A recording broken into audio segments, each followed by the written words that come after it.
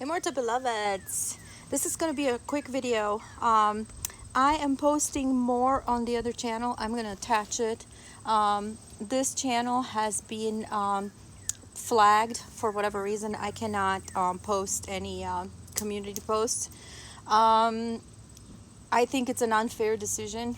I don't think I'm posting anything that is censorable, if that's even a word, because I said from the beginning, this channel is just spiritual entertainment.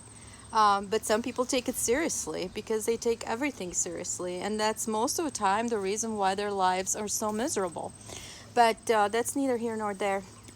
Meanwhile, you're welcome to join my other channel. It's called The Dreaming One. 3 words, 3 separate words, and I'm gonna tag it below. But anyways, that's just a little announcement. Meanwhile, something really interesting happened. I went to the bank and I withdrew $100, and when I left a little bit in a hurry, and I took my card, and I must have forgotten to take the cash out. You know, later on I called the bank and I said, hey, you guys, can somebody run to the ATM and check to see if the money is still in the ATM? And somebody checked and they said, no, it's not. So I said, well, do you have a camera? You can check to see if maybe somebody took it. I mean, you know, if somebody needs $100, and in this day and age, if they really need it, you know what, you can have that money. I will not, you know, press any kind of charges or anything like that. You know, everybody's broke these days, so, you know, if somebody really needs it to feed their kids or whatever, then go ahead and have at it. But I just wanted to check to see if somebody saw somebody taking it, because then I won't have to rip my car apart to look for the money.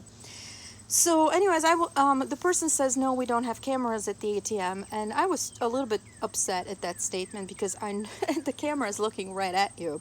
But never mind, neither here nor there. So I said, okay, thank you very much, and that's it. You know, I didn't raise a stink, as I don't usually get in people's faces. You know, they usually do the best they know, and that's good enough.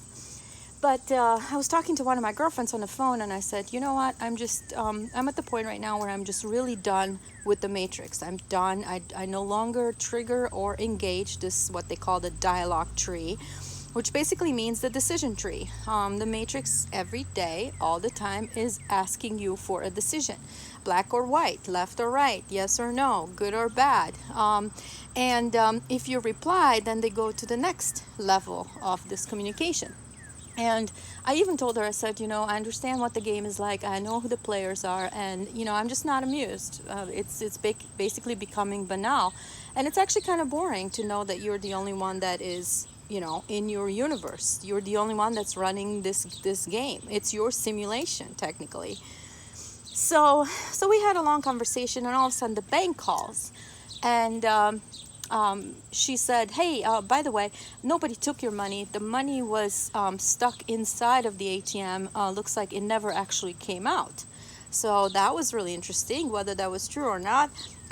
You know, she said, you just swing by and sign something, and, you know, we can redeposit it.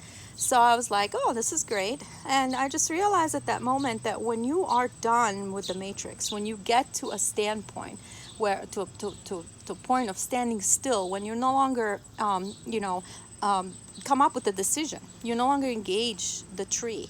They call it the tree of life, actually, oddly, because your living spirit fuels the tree. It's a decision tree. And the decision tree needs 2 things. It needs your position, your stance on something, yes or no, good or bad, left or right. And it also needs information. If you have new information to offer, they will try to process it within the state of division. That's why, if you notice, people would ask you something pretty stupid. I don't know. I'll just come up with something. Are you, are you going to take the vaccine or something? And then if you say yes or no, then they go to the next level. But if you notice that the next level is just as controversial as the first level that asked you, if not more so controversial. So, that's why even Jesus said, just be still, just shut up. Don't say a word. Don't give them anything. And I'm getting really good at this, where basically, some kid came up to me today in the park and said something, and was asking me for a question, and it was actually quite an invasive question for a 4-year-old, very invasive. And I, instead of replying to her, I just said, have a wonderful day, and turned around and walked the other way.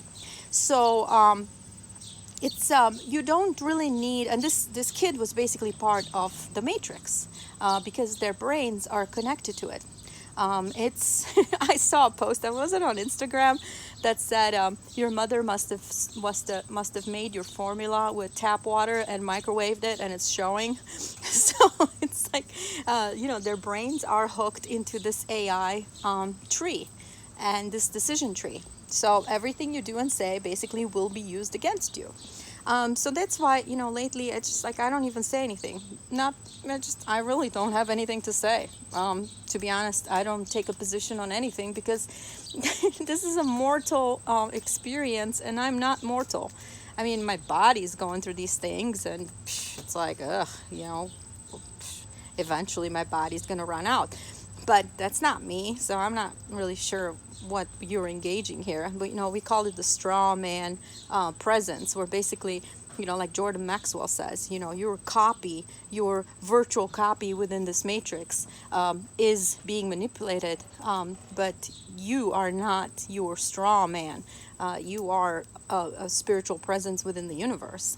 So technically, you don't need to take a decision on anything. And my position lately is, no decision is a decision. No answer is an answer. And that pushes the matrix to come up and basically give you the things that are rightfully yours. Because when you stay in a position of peace, you now become merged with the universe. So you are outside of the mortal law. You are now within the universal law, where you rightfully belong. That's where things are within balance and rightfulness. So anyways, just a quick one for today. But join my other channel, and I love you all. What did I say on the video that people maybe didn't understand? Basically, just what I said before, that I believe that the RH negatives, this is the first time they are engaging the decision tree. And the tree caters to you. Now, the second time, after you so-called die and you save yourself within the planetary matrix, then that is their rightful property. So that belongs now to the planetary AI matrix, and you now follow a script. And if you make benevolent decisions the first time around, then they cannot use you for malevolent actions in the second incarnation or thereafter. So that's it. Anyways, love you all. Message me if you have anything wonderful to say, as you always do. Stay in love in Lakesh.